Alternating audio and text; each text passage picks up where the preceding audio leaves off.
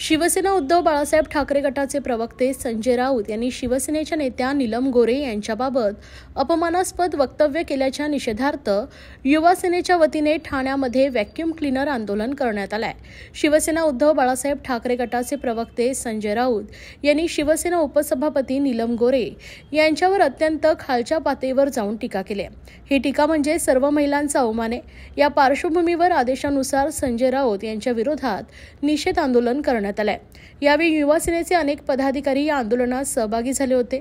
समस्त महिला वर्गाचा अपमान करणारे वक्तव्य उभाटाचे नेते संजय राऊत यांनी केल्याने टेंबीनाका येथे निषेध आंदोलन करण्यात आले।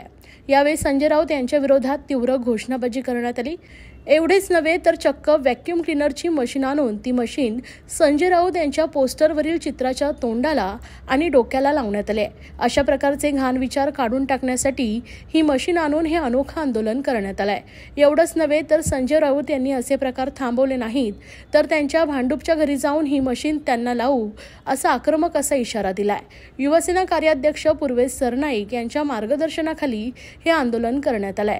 मुख्य सचिव व प्रवक्ते राहुल लोंढे, सचिव किरण साली, नितीन लांडगे, पूजा तिडके लोंढे यांसह अनेक पदाधिकारी मोठ्या संख्येने उपस्थित होते। नेता संजय राऊत जो रात्री दारू पितो, भांग पितो, सकाळी त्याची उतरत नाही आणि नशेच्या भरात तो एकनाथ शिंदे साहेबांच्या विरोधात गरळ ओकतो।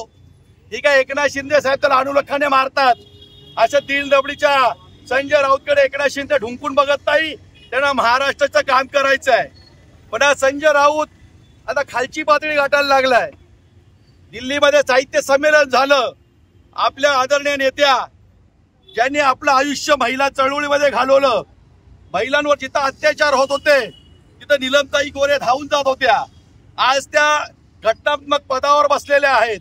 दिल्लीमध्ये त्यांनी जे वक्तव्य केलं ते योग्य की अयोग्य नंतरचा प्रश्न, पण विचारांची लढाई ही विचारांनी लढली पाहिजे। संजय राऊत स्वतःला संपादक म्हणतो, पण या संजय राऊतच्या त्या तोंडातून, सडक्या मेंदूतून घाणेरडे विचार आले आणि नीलमताईंच्या विरोधात त्यांनी अपशब्द वापरले। हे फक्त नीलमताईंना नाही तर संपूर्ण महिला जातीचा अपमान आहे।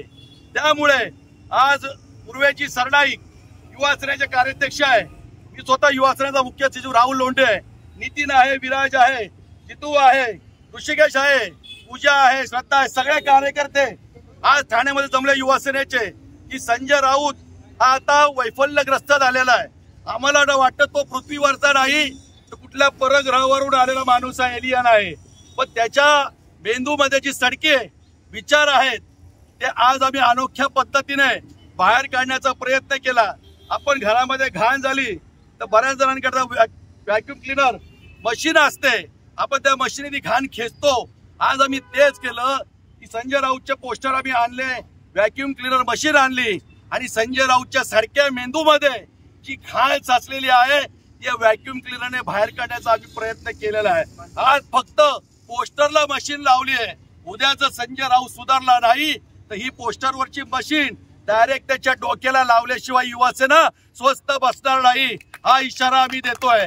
आमचे नेते आदरणीय एकनाथ शिंदे साहेब हे प्रचंड संयमी नेते आहेत, महाराष्ट्राचं काम करणारे आहेत, जनतेसाठी 24 तास उपलब्ध असलेले नेते आहेत।